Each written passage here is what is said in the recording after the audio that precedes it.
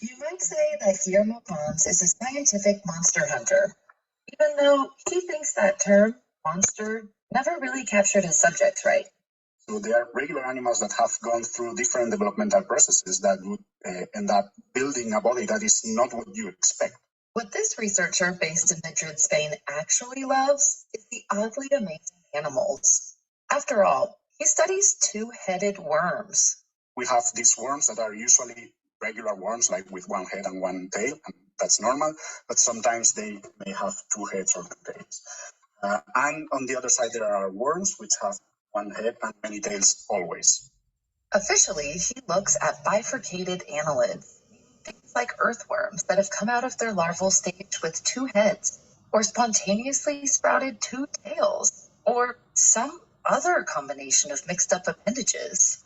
We know that certain species, like some salamanders and insects, have the ability to regrow appendages in a time of need. But there's this one phylum of worms, the annelids, that can regrow unlike anything else that we've ever seen in the kingdom. Their segmented bodies, like an earthworm with rows of ringed compartments, help them easily regrow a new head or tail at the first sign of trouble. Or even crazier, they can regrow an entirely new right side of their body if sliced in half. Worms that do these crazy things that are very weird, very strange things that these worms should not, quote unquote, should not do. Once Pons started studying the anatomically death-defying lengths to which these worms would go to grow and survive, he was totally pulled in. And he realized that he and his team weren't the first to be fascinated. Pons found that there was a golden age of research on monster creatures during the 18th and 19th centuries. 100-plus-year-old literature would refer to these animals as monstrous creatures or monsters or oddities, or there are all these variations that describe them. And in the end, these animals are not monsters. A fixation with the reanimated monster makes sense, especially back then. Author Mary Shelley's novel Frankenstein was published in 1818, and it only further intensified interest, and some of that interest translated into actual research. Pons and a team of international researchers conducted a wide-sweeping review of the existing knowledge about monster worms. They dove into 275 years' worth of research, going through scientists' observational journals, reading historical texts, and even reaching out to the broader scientific community to see if anyone knew anything about records of abnormal worms. They wanted to understand all of the different types and patterns of bifurcation and see if there were any clues about how the oddities developed. Their search landed them in the jackpot of both history and science. They came across documents and drawings of bifurcated worms from around the world, in Latin, French, and German, all the way to Russian, Japanese, and even Indonesian. All in all, they spent over a year working through the archives, translating old texts, and following the trail of monster worm clues.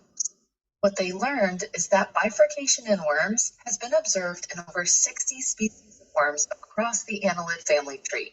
And in some species, up to 20% of the juveniles ended up with some form of bifurcation. This work was recently published in the journal Biological Reviews. And that means, for example, in the case of bifurcation, that when an animal is cut and is regenerating, for example, there needs to be some mechanism that specifies where this tail is going to be, how it's going to be oriented, what is posterior, what is anterior, what is left, what is right, what is dorsal, what is ventral. And these mechanisms can be disturbed, and this might lead to different anatomies. And that gives us clues about what is important in this process. Of course, these are the baby steps, so we are just pointing towards this process, this phenomenon. We are saying, okay, hello, this happens. There are these animals that are doing these weird things. We should not forget about them. Let's look into them. They also realize that there's a strong correlation between the type of bifurcation and the internal organ development. Meaning, the way that the worms were split reliably indicated if extra sets of organs were present. With this type of intel, Pons and his team were able to essentially draw up a blueprint or how-to guide for reliably and repeatedly creating bifurcated worms, which is potentially a very useful resource for scientists interested in studying the mechanisms of development. This long-forgotten study of worm developmental anomalies seems poised for a comeback. According to Pons, this information can extend far beyond the annelid and even insect worlds to help us better understand how things like growth and development actually happen, in both the normal and the monster ways.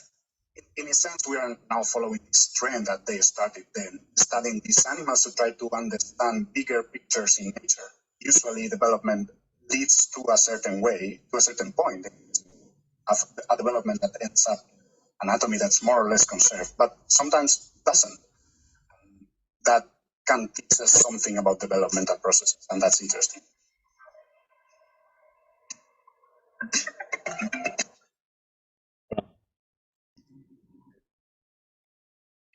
这篇在讲说一个很奇怪的人，他要去研究一些很奇怪的生物，就是他身体会什么几只脚啊几颗头之类我不知道。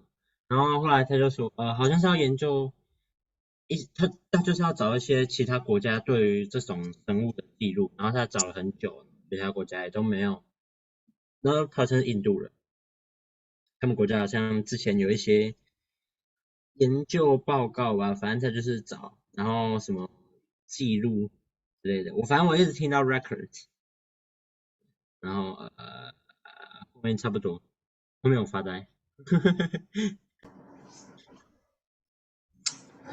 再来他们就有说到说关于一个虫虫它的那个头的数量，然后他们好像还有说过，他们试着把它们咔嚓，然后来看看他们，好像他们就发现说，可以生存呢。